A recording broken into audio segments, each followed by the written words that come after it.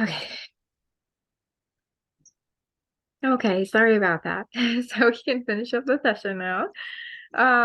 So we just talked about the budgeting. Oh, that's right. I wanted to mention that that Yes to the Future program that I mentioned earlier, they do help with budgeting too. They actually do Yeah. a lot of different things. So kind of anything that you think you might need, just ask them about that because they might provide it. Let's see. So after the budget, the next step was getting a license. What do you think about that? Well, I guess one of the ways I could go about getting a license would be, of course, by at least studying for my license to get it, driver's test, permits, all that stuff. Hmm. Um, I guess I would probably like pick up a driver's manual or something, maybe even do my own research online. And again, I can once again probably ask around my family and friends because most of them have gotten their own license. So Yeah. that's Yeah, that's really sounds like a really good plan. It sounds like you covered everything. Um, for this one too, I actually do remember that program offering assistance with getting a license too. So oh I know that you said your family's supportive, which is awesome. But if at times like they don't have time to do things, like helping you getting your driving hours in, that program, they will have someone actually help you with that to get your hours in. Yeah, even if you were having trouble trying to get out there to get the driver's manual, they would help you with that too. So let's see here. After that, obviously, would be buying a vehicle. Maybe you have some ideas about what kind of vehicle you want or how you would go about it. um, again, it probably wouldn't need to be much of that big of a vehicle. It's not a big problem. It's like anything fancy. Right. Uh, uh, so it mostly just have to be gas efficient. It's something I can afford. It's something that lasts long. Right. But I guess one of the ways I could maybe start going for a car would, uh, I guess, looking around online, maybe. Hmm. Maybe ask again, family and friends. I don't know how often people around me are looking for cars, and if they would let me know. Um, Right. Yeah.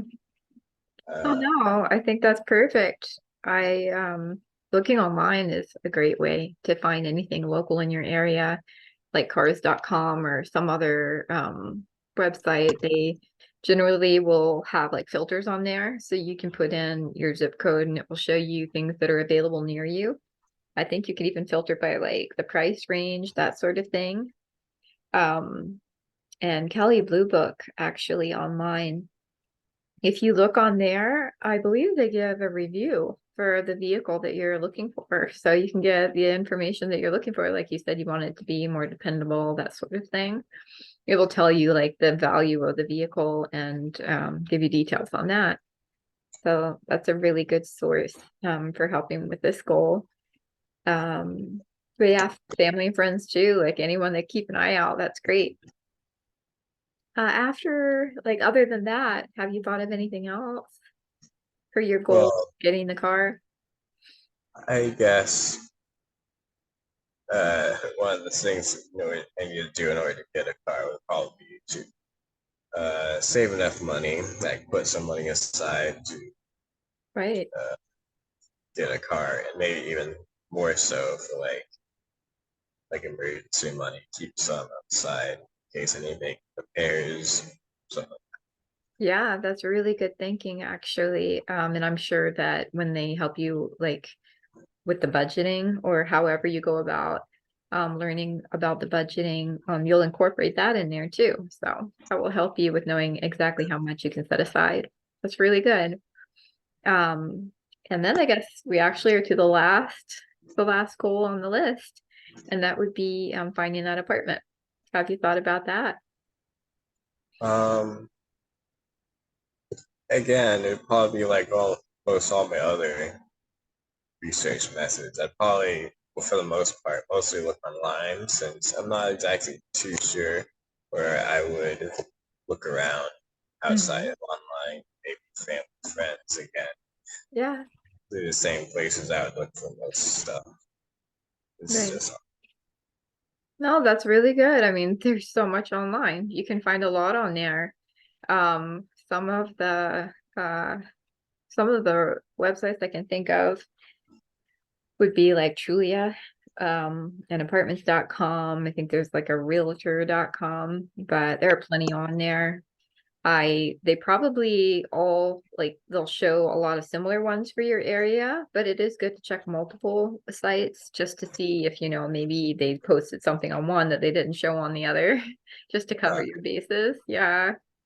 And then another thing that I would like to just, make you aware of is it can be difficult. I know it can be difficult starting out financially, trying to, save for your car, and afford an apartment, pay for the bills. So sometimes when you're starting out, it can be helpful to look into things like affordable housing. Um, and it's something where once you are more established financially, you can go off that plan. You can still stay in your apartment, but you don't have to be on the affordable housing plan anymore. So that's definitely something that's good to look into. Your local, like how for the county, the housing authority, you could probably find that information online, or I can help you find it. But contacting them, they could give you information on like filling out an application, what your income would need to be to qualify. But they'll usually give you like some information on what's available in your area and how much you would be paying for rent. So yeah, it can be helpful. Just if you're having a difficult time, but it is always good to like look into them ahead of time, just so that, you do have that to fall back on if you want. But I can certainly provide you with that information too, just that yeah, you have a better idea of how to go about it. Yeah. and that might be interesting to look into. Yeah. So, I mean, this is looking really good to me. So we know that your priority is that you want to move out and become more independent. And I think that's great. And then we've broken it down here into all of your sub goals, starting with the anxiety, because that is going to be the most important thing to address first. It's going to help you to be able to work through all your other goals, while staying calm. Then we've got getting the job. Um, where you'll narrow your interest. You can get some help with the Yes to the Future program or Career Link, learning to budget, saving for your car, um, looking for getting the license. And you have a really good plan in place for that with help from family and studying the manual. After that, we had buying your car. So we went over how to research that online, and then renting the apartment.